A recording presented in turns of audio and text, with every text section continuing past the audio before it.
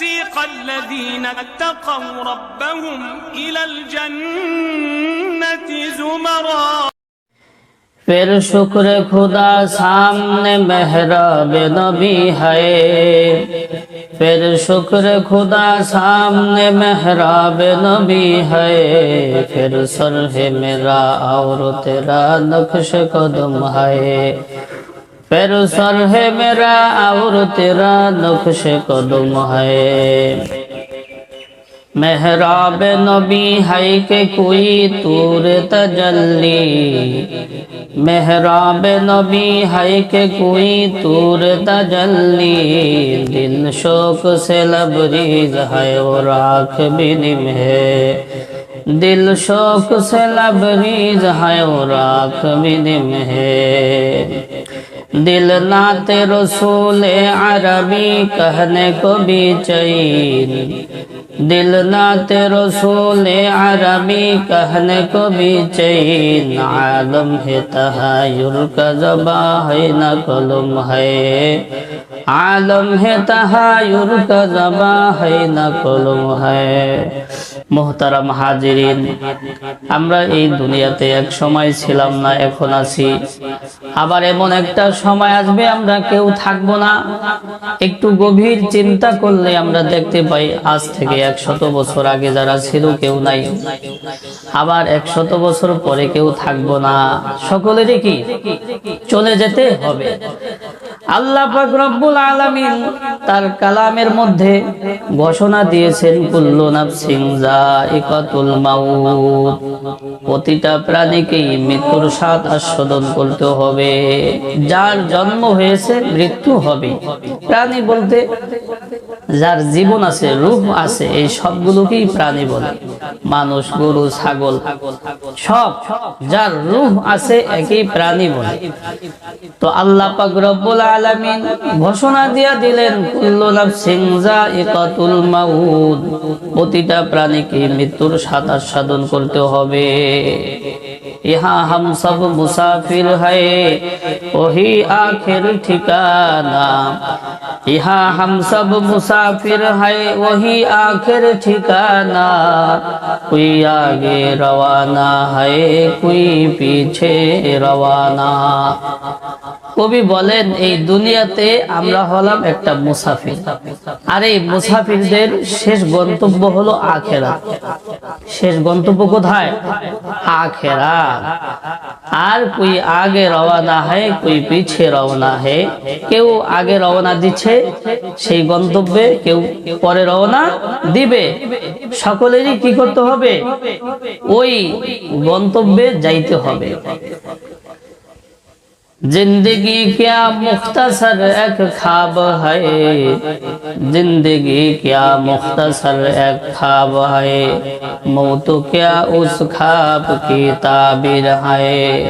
কবি বলেন এই দুনিয়ার জীবনটা হলো একটা স্বপ্নের মতো, আর সেই স্বপ্নের ব্যাখ্যা হলো মৃত্যু। স্বপ্ন না, এই দেখতে না দেখতে শেষ। এক সময় শিশু ছিলাম, কিশোর, যৌবন, বৃদ্ধ, এই দেখতে না দেখতে শেষ। কবি বলেন এই দুনিয়ার জীবনটা হলো একটা স্বপ্নের মতো, আর সেই স্বপ্নের ব্যাখ্যা হলো মৃত্যু। অতএব এই স্বপ্নের সমাপ্তি ঘটবে মৃত্যু দিয়ে। কি দিয়ে? মৃত্যু দিয়ে। তো প্রতিটা প্রাণীকেই মৃত্যুর স্বাদ আস্বাদন করতে হবে। আল্লাহর হাবিব মুহাম্মদুর রাসূলুল্লাহ সাল্লাল্লাহু আলাইহি ওয়াসাল্লাম বলেন যখন মানুষ মৃত্যুবরণ করবে তখন তাদের সব নেক আমলগুলো বন্ধ হয়ে যাবে। শুধুমাত্র 3টা নেক আমল এমন রয়েছে, যদি দুনিয়ার জীবনে এই 3টা নেক আমল করে যায় তাহলে মৃত্যুর পরেও তার কবরে এই 3টা নেক আমলের সওয়াব যাইতে থাকবে।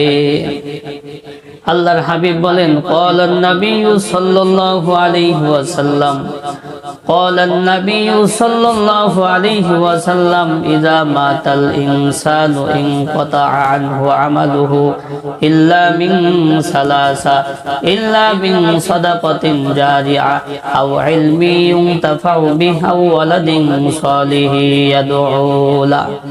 সরকারে দু আলম বলেন যখন মানুষ মৃত্যুবরণ করে তখন তাদের সব নেক আমলগুলো বন্ধ হয়ে যায়, শুধুমাত্র 3টা নেক আমলের সব তাদের কবরের মধ্যে যাইতে থাকে। একটা হইল ইযা মাতাল ইনসানু ইনকাতা আনহু আমালুহু ইল্লা মিন সালাসা ইল্লা মিন সাদাকাতিন জারিয়া। তার মধ্য থেকে একটা হইল সদকায়ে জারিয়া। যদি দুনিয়াতে কিছু দান সদকা করে থাকি, তাহলে দান সদকার সব কিয়ামত পর্যন্ত আমার কবরে যাইতে থাকবে। ধরেন মসজিদে কি করলাম, কিছু টাকা দান করলাম, তো এই মসজিদ যতদিন পর্যন্ত থাকবে, যতদিন পর্যন্ত মানুষ নামাজ পড়বে, এর একটা সব আমার কবরে কি যাইতে থাকবে। একজন অসহায় মানুষকে দান করলাম, ঠিক আছে, এই অসহায় মানুষ যত ইবাদত করবে, এর একটা সব আমার কবরে যাইতে থাকবে। সদকায়ে জারিয়ার সব কবরে যাইতে থাকবে। আরেকটা হইল ইলমে নাফি, যে ইলম আমি দুনিয়াতে শিখেছি এবং অন্যকে শিখাইছি, সে আবার যত মানুষকে শিখাইবে, তারা যত আমল করবে, এই আমলের সব যে প্রথম শিখাইছে তার কবরে যাইতে থাকবে। ঠিক আছে, আমি একটা সূরা একজনকে শিখাইলাম, সে যদি আবার আরেকজনকে শিখায়, তো যত মানুষ আমল করবে, প্রথমে যে শিখাইছে এর কবর কি যাইতে থাকবে, দ্বিতীয় যে শিখাইছে তার কবরে যাবে না। বিষয়টা এরকম না, তা সে আবার যাদেরকে শিখাইছে যাইতে থাকবে। তো ইলমের সব কবরে যাইতে থাকবে। 3 নম্বর হইল নেক সন্তান। যদি দুনিয়াতে কোনো নেক সন্তান রেখে যায়, আর এই নেক সন্তান যদি আমল করে, যত আমল করবে, এর একটা সব মা বাবার কবরে যাইতে থাকবে, অটোমেটিক কি যাইতে থাকবে। এই জন্য নেক সন্তান চাইতে হবে। সন্তান যখন আমরা আল্লাহ তাআলার কাছে চাবো, তো নেক সন্তান চাবো, নেক সন্তান। এই নেক সন্তান যত আমল করবে, এর একটা সব মা বাবার কবরে যাইতে থাকবে। তো আল্লাহর হাবিব বললেন, যখন মানুষ মারা যাবে, তখন মানুষের সব নেক আমল বন্ধ হয়ে যায়, শুধুমাত্র 3টি নেক আমলের সব তাদের কবরে যাইতে থাকে। একটা হইল সদকায়ে জারিয়ার সব, আরেকটা হইল ইলমে নাফি, যে ইলম সে দুনিয়াতে শিখেছে এবং অন্যকে শেখাইছে, আরেকটা হইল নেক সন্তান। এই 3টা আমলের সব কিয়ামত পর্যন্ত ওই ব্যক্তির কবরে যাইতে থাকবে। এই জন্য আমরা যেহেতু ইলম ওইভাবে শিখি নাই, দান সৎকার তো অপশন আছে, কি আছে, দান সৎকার অপশন আছে। আমার সাধ্য অনুযায়ী বেশি বেশি দান করব, বেশি বেশি দান করব। দানের উসিলায় আল্লাহ পাক অনেক বিপদ আপদ থেকে বাঁচায়। দেখবেন অনেক সময় কি করে, গাড়িতে রাস্তাঘাটে চলে, যে অল্পর জন্য ট্রাকটা কি করলো না, ডলা দিয়া গেল না। তো আল্লাহ পাক রব্বুল আলামিন হয়তো ওই ব্যক্তি কোনো সময় দান সৎকার করছে, আর ওই দান সৎকার উসিলা আল্লাহ পাক এই বিপদ থেকে উদ্ধার করছে। এটা হাদিসের মধ্যে আছে। তো আমরা সকলেই মরণশীল, আর মরতে হবে। মরার পরে, মৃত্যুবরণ করার পরে 3টা নেক আমলের সওয়াব আমাদের কবরে যাইতে থাকবে। প্রত্যেকটা মানুষের বিরুদ্ধে 4টা বিষয়ে সাক্ষ্য দেবে। যখন মানুষ মারা যাবে, ওই মানুষের বিরুদ্ধে 4টা বিষয়ে সাক্ষ্য দেবে। 1 নম্বর সাক্ষ্য দেবে জমিন। 1 নম্বর সাক্ষ্য দেবে জমিন। আল্লাহ পাক রব্বুল আলামিন বলেন, ইয়াউমা ইদিন তুহাদ্দিসু আখবারাহা, বলে মানুষের বিরুদ্ধে জমিন সাক্ষ্য দিয়া দিবে। 1 নম্বর যেই বিষয়টা সাক্ষ্য দেবে এই জমিন, কাল কিয়ামতের দিন এই জমিন সকল খবরাখবর বলে দিবে। এই জমিনের উপর দিয়ে আমি কি করছি না করছি সব কিছু জমিন পুঙ্খানুভাবে বলে দিবে। আমি এই জমিনের উপর দিয়ে হেঁটে মসজিদের দিকে গিয়েছি না কোনো গুনাহের কাজের দিকে গিয়েছি, এই জমিন কিন্তু সাক্ষ্য হয়ে থাকবে। এই জমিন কাল কিয়ামতের দিন সব কিছু বলে দেবে। ইয়াউমা ইযিন তুহাদ্দিসু আখবারাহা, আল্লাহ পাক রব্বুল আলামিন বলেন, এই জমিন কাল কিয়ামতের দিন সব খবর বলে দিবে। জমিন সাক্ষ্য দিয়ে দিবে। বলেন তো, আমরা যা কিছু করি এগুলো কি জমিনের উপর বৈশা করি না শূন্যের উপর বৈশা করি? জমিনের উপর বৈশা করি। জমিনের উপর বৈশাই সবকিছু করি। আর এই জমিন যদি বইলা দেয় তাহলে কোনো কিছু গোপন থাকবে? কোনো কিছু গোপন থাকবে না। এই জন্য আমি মুমিন সব কিছু হিসাব নিকাশ করে কাজ করব। এই দুনিয়ার জীবন দেখতে না দেখতেই শেষ। এই জমিন যদি বইলা দেয় কি করছি, কিছু গোপন আর থাকবে না। তো মানুষ যখন মারা যাবে, মানুষের বিরুদ্ধে এক নম্বরে যেই বিষয়ে সাক্ষ্য দেবে সেটা হলো জমিন। আল্লাহ পাক বলেন, ইয়াউমা ইযিন তুহাদ্দিসু আকবারাহা, কাল কিয়ামতের দিন এই জমিন সব খবরাখবর বলে দিবে। আমি 60 বছর জীবনে, 70 বছর জীবনে, 50 বছরের জীবনে কি করছি, অন্ধকার রজনীর মধ্যে, গভীর অন্ধকার রজনীতে আমি কি করছি তাও জমিন বলে দিবে, সব বলে দিবে। আপনার আমার বিরুদ্ধে 2 নম্বর যে সাক্ষ্য দিবে সেটা হলো আপনার আমার দেহের অঙ্গ প্রত্যঙ্গ। আল্লাহ পাক রব্বুল আলামিন বলেন, আল-ইয়াউমা নাখতিমু আলা আফওয়াহিহিম ওয়া তুকাল্লিমুনা আইদিহিম ওয়া তাশহাদু আরজুলুহুম বিমা কানু ইয়াকসিবুন। আল্লাহ পাক রব্বুল আলামিন বলেন, কাল কিয়ামতের দিন, যেদিন হাসরের ময়দান কায়েম হয়ে যাবে, ওই দিন আল্লাহ পাক রব্বুল আলামিন মানুষের মুখের উপর মোহর মেরে দিবেন, মুখ আটকায় দেবে, মুখ দিয়ে কথা বলার কোনো সুযোগ থাকবে না। তাফসীরের মধ্যে আসছে কেন মুখের উপর মোহর মারবে? বলে মানুষ কথায় কথায় মিথ্যা কথা বলে, একটা মিথ্যাকে সত্যে পরিণত করার জন্য কমাস কমারও 5টা মিথ্যা কথা বলে, তবু সে যেটা বলছে ওটার উপর অটল থাকার চেষ্টা করে, সারেন্ডার করে না। কি করে না? সারেন্ডার করে না। সে বলছে তো বলছি, যাই হোক ওটার উপর অটল থাকবে। ঠিক কিয়ামতের দিন যেদিন হাসরের ময়দান কায়েম হয়ে যাবে, আল্লাহ পাক রব্বুল আলামিন বলবেন, হে আব্দুর রহিম, আব্দুল করিম, আব্দুল জব্বার, তুমি এটা করছো কেন, এটা করো নাই কেন? ওই দিনও মানুষগুলো মিথ্যা বলার চেষ্টা করবে। আল্লাহ পাক রব্বুল আলামিন বলেন, আল-ইয়াউমা নাখতিমু আলা আফওয়াহিহিম, আজকে তোমাদের মুখের কোনো পাওয়ার থাকবে না, মুখের কোনো ক্ষমতা থাকবে না, আমি তোমাদের মুখের উপর মোহর মেরে দিব। আজকে আর মুখ দিয়ে বলার কোনো কি থাকবে না, সুযোগ থাকবে না। ওয়া তুকাল্লিমুনা আইদিহিম ওয়া তাশহাদু আরজুলুহুম বিমা কানু ইয়াকসিবুন। আল্লাহ পাক রব্বুল আলামিন বলেন, তোমাদের হাতগুলো আমার সাথে কথা বলবে, তোমাদের পাগুলো সব কিছু সাক্ষ্য দিয়া দেবে। বলেন তো, হাত যদি বইলা দেয়, পা যদি সাক্ষ্য দিয়ে দেয়, কিছু গোপন থাকবে?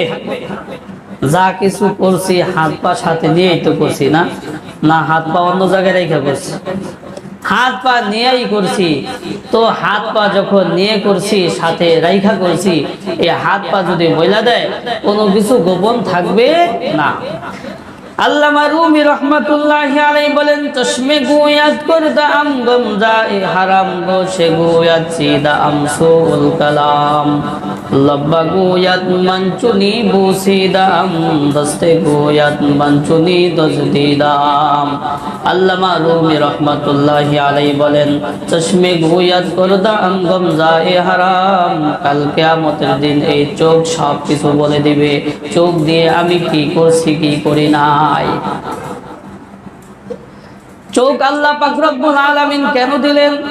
চোখ আল্লাহ পাক রব্বুল আলামিন দিয়েছেন জায়েজ জিনিসের দিকে তাকানোর জন্য। চোখ আল্লাহ পাক রব্বুল আলামিন দিয়েছেন তার কোরআনকে পড়ার জন্য। চোখ আল্লাহ পাক রব্বুল আলামিন দিয়েছেন মা বাবার দিকে নেক সূরাতে তাকানোর জন্য।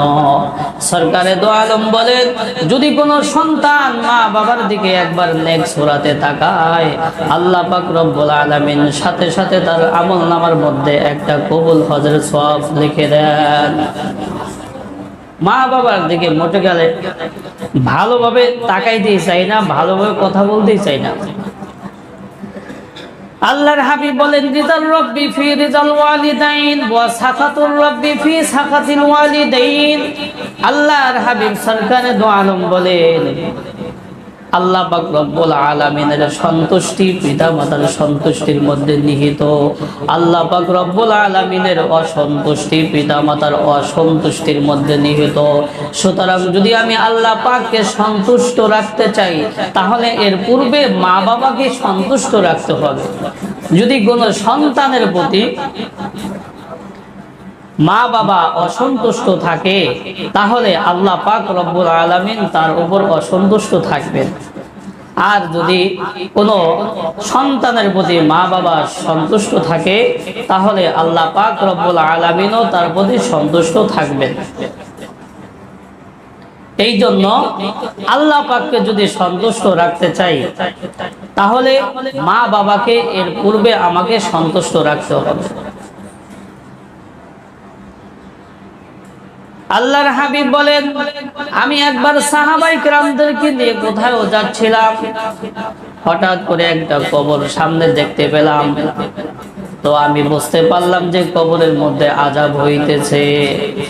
আল্লাহর হাবিব বলেন, আমি খোঁজ নিয়ে দেখলাম এই কবরটা কার। জানতে পারলাম অমুক ফ্যামিলির সন্তান। তো খোঁজ নিয়ে দেখলাম ওই ফ্যামিলির কে কে জীবিত আছে। আপনি জানতে পারলাম ওই ফ্যামিলির শুধুমাত্র এই সন্তানের মা জীবিত আছে, আর কেউ নাই। মাকে ডেকে আনা হলো। ডেকে আনার পরে মাকে জিজ্ঞাসা করা হইল, হে মা, তোমার সন্তানের কবরে আযাব হইতেছে, মনে হয় তোমার সাথেই কোনো বেদবি করছে, যার কারণে আজকে তোমার সন্তানের কবরে আযাব হইতেছে, তুমি তোমার সন্তানকে ক্ষমা করে দাও। মা চোখের পানি ছেড়ে দিয়ে ক্রন্দন করে ফেললেন এবং বললেন, আমি সন্তানকে কখনো ক্ষমা করব না, কারণ এই সন্তান যে ব্যাধ দিয়ে আমাকে আঘাত করেছে সেই ব্যাধের দাগ এখনো আমার শরীরে আছে, অতএব আমি এই সন্তানকে ক্ষমা করতে পারবো না। আল্লাহর হাবিব অনেক ভাবে বোঝানোর চেষ্টা করলেন, মা কোনোভাবেই রাজি না, ক্ষমা করবে না। এক পর্যায়ে আল্লাহ পাক রব্বুল আলামিনের কাছে সরকারে দো আলম দোয়া করলেন, ইয়া রব্বুল আলামিন, এই কবরের আযাব যেমনি ভাবে আমাকে আপনি দেখাইছেন, আপনি অনুরূপ ভাবে এই সন্তানের মাকে কবরের আযাবটা দেখাইয়া দেন। আল্লাহ পাক রব্বুল আলামিন দোয়া কবুল করলেন। দোয়া কবুল করে ওই কবরের আযাব সন্তানের মাকে দেখানো হলো। সাথে সাথে সন্তানের মায়ের দিলটা নরম হয়ে গেল, মা ক্ষমা করতে দিলি, মা ক্ষমা করে দিল। আল্লাহর হাবিব বলেন, মা ক্ষমা করতে দেরি, সন্তানের কবরের আযাব মাফ হইতে দেরি নাই, সাথে সাথে মাফ হয়ে গেছে। এই জন্যই আল্লাহর হাবিব বলছেন, রিজাল রব্বি ফি রিজাল ওয়ালিদাইন ওয়া সাকাতুর রব্বি ফি সাকাতুল ওয়ালিদাইন। আল্লাহ পাক রব্বুল আলামিনের সন্তুষ্টি মাতা পিতার সন্তুষ্টির মধ্যে নিহিত, আল্লাহ পাক রব্বুল আলামিনের অসন্তুষ্টি মাতা পিতার অসন্তুষ্টির মধ্যে নিহিত। এই জন্য আমাদের যাদের মা বাবা জীবিত আছে আমরা প্রতিজ্ঞাবদ্ধ হই যে যতদিন মা বাবা জীবিত আছে তাদের সাথে খারাপ আচরণ করব না, তাদের থেকে দোয়া নেওয়ার চেষ্টা করব। মা বাবার যদি দোয়া থাকে ওই সন্তান সফল কাম, ওই সন্তান কি সফল কাম। আর মা বাবা যদি কষ্ট পায়, এমন অবস্থায় যদি মা বাবা দুনিয়া থেকে চলে যায়, তাইলে আর আমার উপায় নেই, কি নাই, এরপর শত আফসোস করলেও কাম হবে না, কারণ মাফ করাইয়া নিতে আমি পারি নাই। তো বলতেছিলাম, আল্লামা রুমি রাহমাতুল্লাহি আলাইহি বলেন, চশমে গুয়াত করদা আমগমজা এ হারাম কাল কিয়ামতের দিন এই চোখ বলে দিবে এই চোখ দিয়ে আমি কি করেছি না করেছি। এই চোখ আপনার আমার কাছে আমানতের খেয়ানত করা যাবে না। গোশে গুয়াত চিদা আমসুল কালাম। আল্লামা রুমি রাহমাতুল্লাহি আলাইহি বলেন, এই কর্ণ কান কাল কিয়ামতের দিন বলে দিবে এই কান দিয়ে আমি কি শুনছি না শুনছি। আল্লাহ কান কেন দিলেন? দুনিয়ার রং তামাশা বাজে কথা শোনার জন্য? প্রত্যেকটা অঙ্গ দিয়েছেন, এর হিসাবও কি নেবেন? অতএব আল্লাহ পাক কান কোনো অনর্থক জিনিসের জন্য দেয় নাই, অনর্থক বাজে কথা শোনার জন্য দেয় নাই। বাজে কথা কি শোনার জন্য দেয় নাই। অনেক যুবকরা রাত্রেবেলা হেডফোন ব্লুটুথ কি করে কানের মধ্যে লাগায়া গান ছাইরা শুয়ে থাকে। আল্লাহ না করুক যদি ওই রাত্রে তার ইন্তেকাল হয়ে যায়, তাহলে উপায় হবে কি? জীবনের শেষ মুহূর্তটা তার গুনাহের মধ্যে তার নিমজ্জিত ছিল, ঠিক না? এই জন্য জীবনে যা কিছু করি না না করি, যদি শেষ আমলটা ভালো হয় তাহলে শেষ ভালো যার সব ভালো তার, ঠিক আছে? আল্লাহ পাক রব্বুল আলামিনের ফেরেশতারা যদি কোনো ভালো অবস্থায় যান কবজ করে, তাহলে রহমতের ফেরেশতারা তার রূহকে নিয়ে যাবে, ঠিক আছে? ইল্লিয়িনে নিয়ে যাবে। ইল্লিয়িন 7 আসমানের উপরে একটা স্থান জায়গা আছে ইল্লিয়িন, ওখানে রহমতের ফেরেশতারা তার রূহকে নিয়ে যাবে। আর যদি কোনো খারাপ অবস্থায় রূহ কবজ করা হয় তাহলে ভয়ঙ্কর ফেরেশতারা আসবে, জাহান্নামের ফেরেশতারা আসবে জান কবজ করার জন্য। এরপর তার রূহকে ছালার মধ্যে পেঁচায়া নিয়ে আসমানের দিকে যাবে। আসমানের ফেরেশতারা দরজা খুলবে না, বলবে এই রূহুর জায়গা আসমানে নাই, তাকে নিচে নিয়ে যাও।